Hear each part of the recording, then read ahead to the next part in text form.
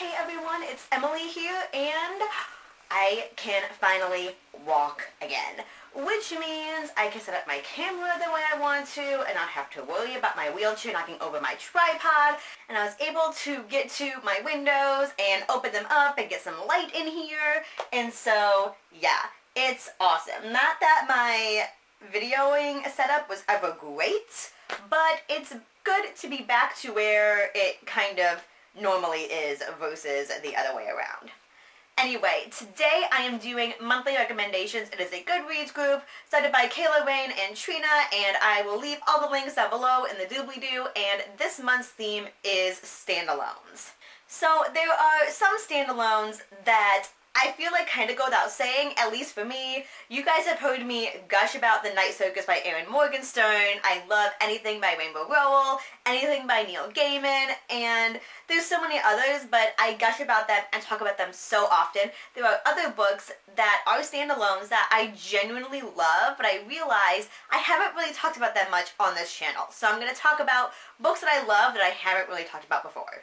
The first one is Rebecca by Daphne du Maurier. I actually saw the movie first when I think I was like in junior high or high school. It's by Alfred Hitchcock, and guys, the movie is phenomenal. Like, it's such a great movie, and so I had to read the book, and the book is awesome as well. So this is definitely more if you want a classic read, and it's kind of thrillery, but romance and mystery. So basically this is about a young woman who remains nameless throughout the entire story. It's in first person and she's narrating the story. And while in Monte Cristo, I believe, she meets Maxim de Winter, who is this fabulously rich man. They have a whirlwind romance and they get married, and he takes her home to the English countryside to his home called Manderley.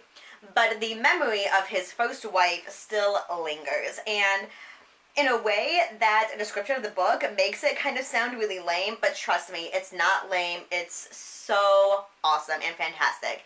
And I just realized I haven't read this book in a really long time, and I might need to reread it one of these days. Next up is Water for Elephants by Sarah Gruen, and I apologize for the movie cover. Typically, I don't buy movie covers for books, but this happened to be on sale, I believe, when I bought it, and you know, sometimes you just gotta go with what's on sale.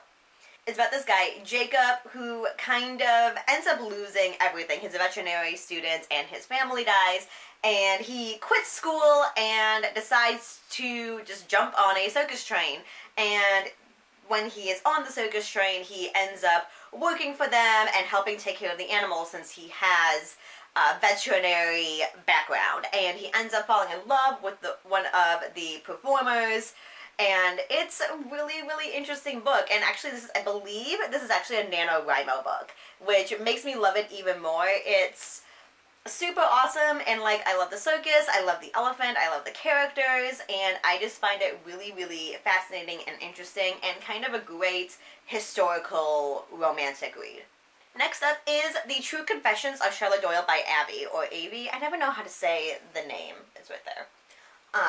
But I read this book back in like 5th grade, I think. This is kind of a borderline middle grade / young adult book. So like a young adult book, but older middle grade. And it is about this girl, Charlotte Doyle, and she is 13 years old, and she ends up being the only passenger and the only woman on a ship on its way to America. And while she's on the ship, she is convicted of a murder that she didn't do. And this book, I remember it was so intense. When I was like 10 years old, I remember sitting in my kitchen crying because I was like freaking out about what was going to happen.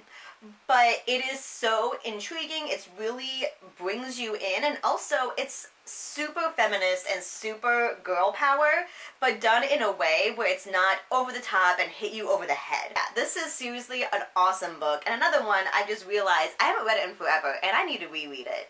This next book, I'm honestly shocked that I haven't talked about it quite as much, and that is The Greatest Night by Elizabeth Chadwick.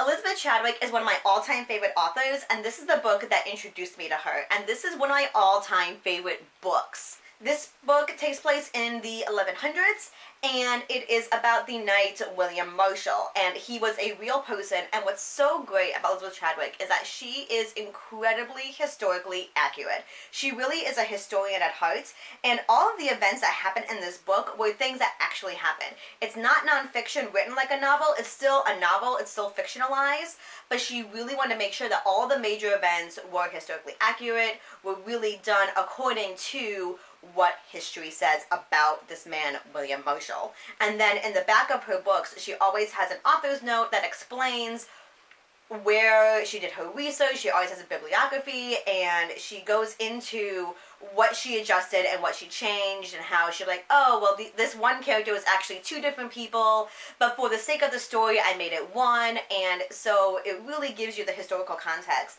and gives you an amazing, amazing story. Now, there are other books that kind of go along with The Greatest Knight, because the next book goes into his married life with his wife, and there's other books about his kids, and then there's other ones that kind of correspond with this book, but each one stands alone. And so this really is one of my all-time favorite books, and I recommended it to a lot of people, and every single person I recommended this book to has gotten hooked. And so if you really want a really good historical fiction about real people, but it's still fiction, seriously, you need to read Elizabeth Chadwick. I adore this book, and basically my pile of books I want to reread keeps getting longer as I keep talking, because I want to reread this book now.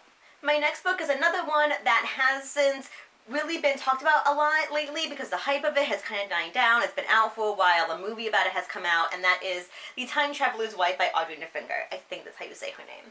And I actually first read this book with an audiobook, and I listened to it in the car, and I just remember being so emotionally attached to this book. There would be so many times I'd be sitting there in the car just like crying over what was happening. And this is kind of contemporary romance, kind of sci-fi, because obviously it's time travel, but it doesn't feel like a sci-fi book. And so if you like contemporary and you like romance, but not necessarily sci-fi, I think you would still enjoy this book because it really focuses on the relationship between the two characters. It's so good. The characters are so wonderful, and the story is really enchanting. And the movie was pretty good, but definitely did not capture how beautiful this story is. And the final book I'm recommending is Someday, Someday Maybe by Lauren Graham. Yes, Lauren Graham, as in Lorelai Gilmore. Basically about this young woman, Franny, and she lives in New York, and she is trying to make it as an actress.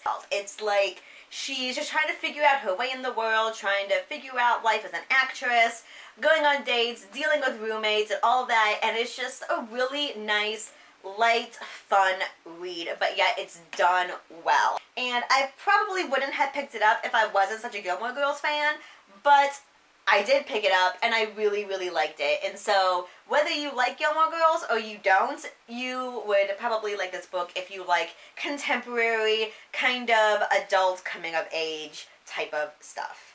So those are my recommendations for standalone books. I can't wait to see all of your recommendation videos and to hear your thoughts on any of the books that I might have talked about.